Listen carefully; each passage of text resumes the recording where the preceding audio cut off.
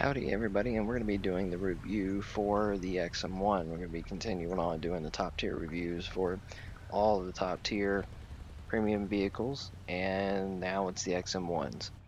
This is going to apply for both the XM-1 GM and the Chrysler. I cannot play the Chrysler, I can play the GM, that's what you're going to be seeing in these clips, but I can take it into the hangar and do a test drive with it to show you basically the armor and stuff that I need to show you here in a second. So anyways, the Chrysler is an Xbox One exclusive, the GM is what everybody else gets. There's not really a big enough difference between the two vehicles for it to matter, but their armor is a little bit different. Other than that, they're essentially the same vehicle with the same purpose. So right here, you're going to be seeing the armor versus the T-72 with its stock heat round and a 3BM22 round. First is going to be the heat round, the second is going to be the dart. I'm going to be going over the modifications that show that they have the same rounds after I show both of the protection against the dart and heat round. Now, the GM's armor is a little bit better. It's not enough to matter, but it is slightly better. Both of these vehicles have very good survivability, so getting one shot in these vehicles is not very common. It can happen though, so don't go out there expecting you can just eat shots in it, but occasionally you will. But most of the time you're going to get shot once and survive, but you're going to be crippled and you're going to need to repair or switch a crewmate around so you can fire the gun. Now, both of these vehicles have the exact same gun, like I was saying. They shoot the exact same rounds. Their thermals are the exact same. Their night vision is the exact same. Their maneuverability is basically the same. Their speed is relatively the same. The only difference, like I said, is that they look different and their armor layout is slightly different.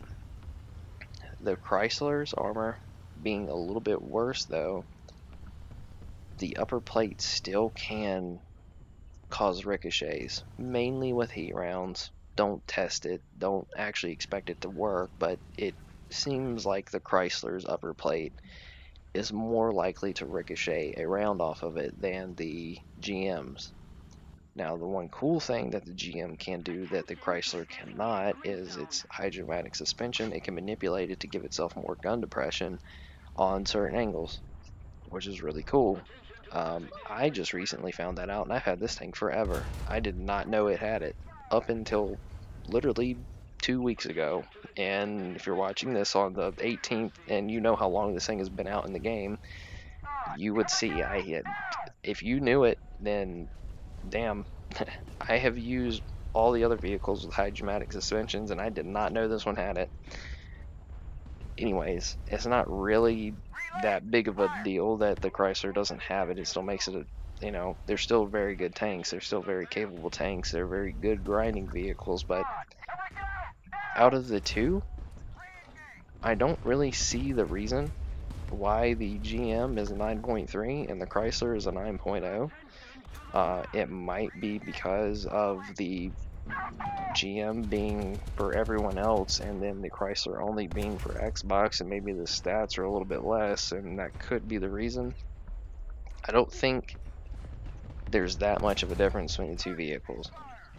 You're both going to see the same vehicles. You're going to be fighting the same ones. You're still both going to see the Leopard 2A4 and the T80B, so I mean, you just got to get used to knowing where you need to shoot, how to play this vehicle, how not to get shot, how to flank, and everything like that. So I mean, using this tank as a flanker is probably your best bet. Taking it head on with people, not so good. Not what you need to be doing. The second clip you're going to see is actually me doing that exact same thing and flanking like 4 people, and ended up using this tank's speed and maneuverability to end up killing all 4 of them. Now, the Leopard, very similar, but with no armor and a 120. The T-72, not so much speed, with a very heavy duty gun and a lot of armor. The GM, or the XM-1s, are more like a jack of all trades kind of tank. It's got a decent gun, very good maneuverability, and some armor. but you can't really use the armor, if that makes sense. Like, it'll save you occasionally. It's better than the Leopard, but not as good as the T-72AV. It's kind of in the middle, where the Leopard uses really good gun and speed, but no armor. This thing kind of mixes the two, and you get a very capable vehicle at 9.0 and 9.3. Now, one thing I will say though, because I say this every single time that I review a high tier vehicle, is that if you have never played the upper tiers of the game, do not buy this. Buy something else. Get used to how the game plays, how, like, what you even like, and get good at those before you get up to 9.0 plus premiums. Because we see it every single time there's a sale, there's going to be T-72AVs that have never played the game before. They're going to die one time and leave, and well, there goes like 3/4 of your team. Happens every time. Hopefully people start realizing they need to stop doing that, but they probably won't. It is what it is. So if you're going to get this tank, you might as well be really good in it. And I mean, this is a very good tank to give kind of a introduction into what top tier America is like in terms of the main battle tanks. Because I mean, this is literally a prototype Abrams. That's what it was. That's what it turned into anyway. So, you know, the later iterations of the Abrams do have way more armor and a lot bigger gun, but you know what I'm getting at.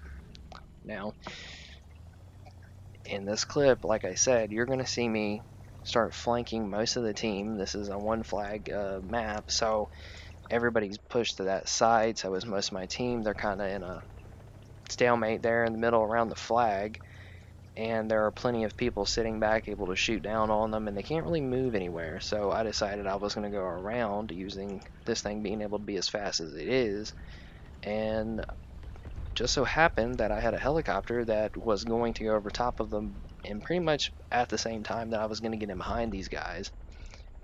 And I ended up killing pretty much everyone who was not paying attention. Now that is something that this tank, like I said earlier, is very good at doing. It is very good at flanking and getting around people, and if they do not pay attention to engine sounds, or really, you know, if they're tunnel vision, they're not going to know you're there. I have no idea how this Leopard had no idea I was here. You're going to see him here in a second. He's just spraying at the helicopter, but one thing you do need to know is that these tanks are extremely loud. Their engines are insanely loud. Their tracks are too. If people pay attention, they will know you're coming, but most of the time you can use your speed to get around people. Not necessarily meaning that you have to be close. This is a very good long-range gun. It is capable of doing it. And at this tier, it's more than enough to make long-range shots on people, you know, flanking anyways. You're going to be shooting at the sides of people that have way less armor. So, I mean, it is very good at doing it. So, I mean, as you can see right here, I'm just running through these guys. They had no idea I was coming. They can't really stop me from doing anything. So, I'm kind of just tearing them up. In conclusion, I think this is a very capable tank. It is a very good tank. It is not, like I said, it's kind of middle of the road. It can basically do anything you want it to do, but not to a perfect extent. Flanking, maneuverability, cannon, and some armor. Would I recommend getting it? Yes, but with the stipulation that you are around this battle rating anyways. So anyway guys, I hope you enjoyed. Tell me what you think, tell me what you want to see next, and I will see y'all later.